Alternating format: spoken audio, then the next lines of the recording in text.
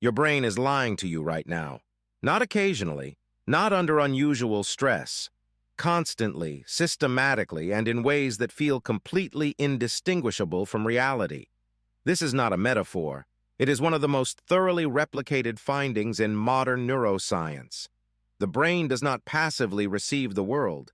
It actively constructs it, filling in gaps, projecting patterns, running predictions, and it gets things wrong in very specific, very predictable ways.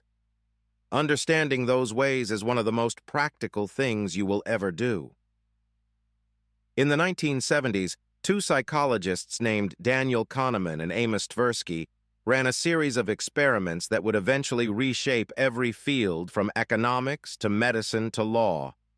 What they found was staggering in its simplicity. They would ask people a question, any question.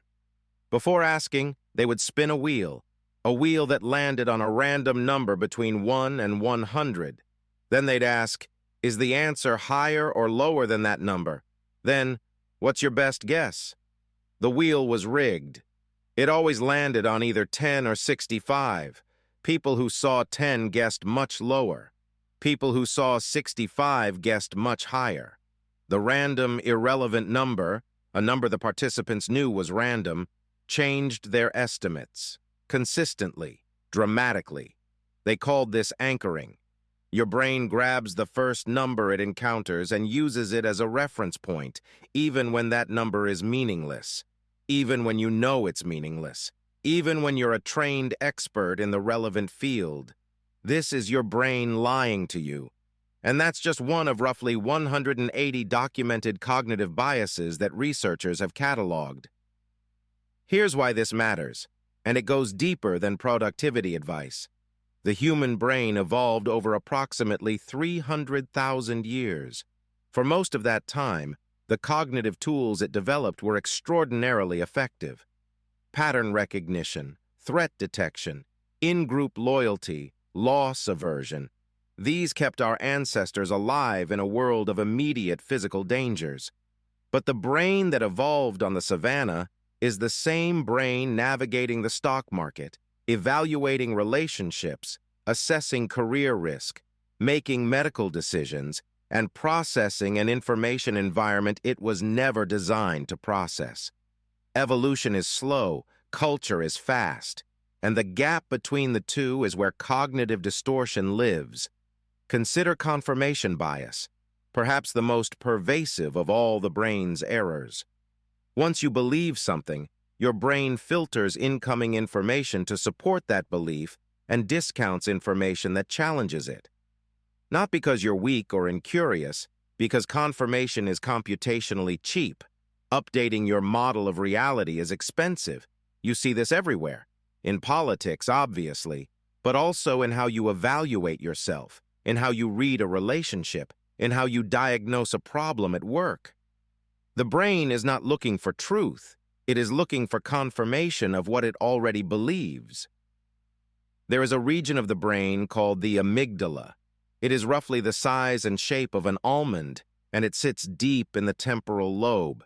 Its job is threat detection, specifically rapid, automatic, and largely unconscious threat detection.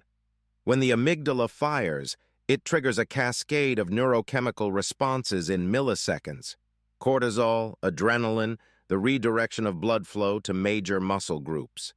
The prefrontal cortex, the part of your brain responsible for rational analysis, long-term planning, and nuanced judgment, gets effectively bypassed. This is sometimes called the amygdala hijack. The emotion arrives before the thought. The reaction arrives before the evaluation. Now here's where it gets relevant to your daily life. The amygdala cannot distinguish between a physical threat and a social or psychological one. An email from your boss triggers the same cascade as a predator in the brush. A difficult conversation produces the same stress chemistry as a life-threatening situation. The brain does not recalibrate for context. It simply fires, which means you are regularly making important decisions about relationships, money, work, your own identity. while your prefrontal cortex is operating at reduced capacity because your amygdala decided something felt threatening. Your brain is not malfunctioning. It is functioning exactly as designed. The design just wasn't built for the world you're living in. So what do you actually do with this? The first and most important move is to create distance between stimulus and response. Not to suppress emotion, that doesn't work and creates its own problems, but to insert a pause large enough for the prefrontal cortex to re-engage. Viktor Frankl, who survived 3 years in Nazi concentration camps and went on to found a school of psychotherapy, wrote, "Between stimulus and response, there is a space. In that space is our power to choose our response. In our response lies our growth and our freedom." He wasn't describing a spiritual concept. He was describing neurology. The pause activates the prefrontal cortex. The prefrontal cortex corrects for the amygdala. The second move is to name what's happening. Neuroscientists call this affect labeling, the process of identifying and naming an emotion in real time. UCLA researcher Matthew Lieberman found that naming a feeling reduces amygdala activation, literally. Saying "I am feeling anxious right now" reduces the neurochemical intensity of the anxiety. The act of labeling moves the processing from the amygdala to the prefrontal cortex. Language is not just how you describe experience, it is how you regulate it.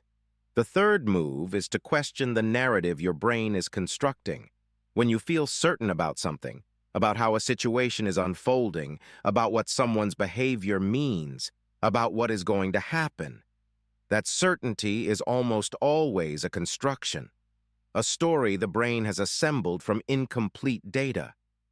Ask, what else could this mean? What am I not seeing? What would I have to believe for the opposite conclusion to be true? Not to generate paralysis, but to introduce the epistemic humility that your brain's pattern recognition system naturally lacks. Kahneman spent decades studying the gap between how the brain works and how we think it works. In his book Thinking Fast and Slow, he described 2 cognitive systems. System 1, which is fast, automatic, emotional, and unconscious, and System 2, which is slow, deliberate, analytical, and effortful. System 1 runs most of your life. It handles roughly 95% of your daily cognitive processing. System 2 consumes enormous energy and gets fatigued quickly. The brain defaults to System 1 not because it's lazy, because it's efficient. The problem is that System 1 lies. It simplifies, distorts, and shortcuts in ways that are often useful and occasionally catastrophic. Knowing this does not fix it.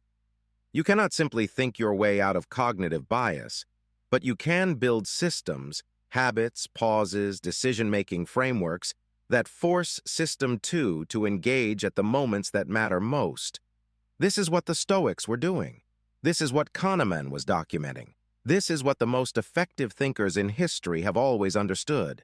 The mind is not a neutral instrument. It is a biased, pattern-seeking prediction machine, brilliant, flawed, and in constant need of calibration. The brain that got you here is remarkable. It is also unreliable in specific, documented ways. Knowing the ways it lies to you is not a reason to distrust yourself. It is the beginning of thinking clearly, which is the beginning of everything else. Next video, we go into the specific daily practice that the highest performers use to interrupt cognitive bias in real time. Not theory, not philosophy, a concrete protocol.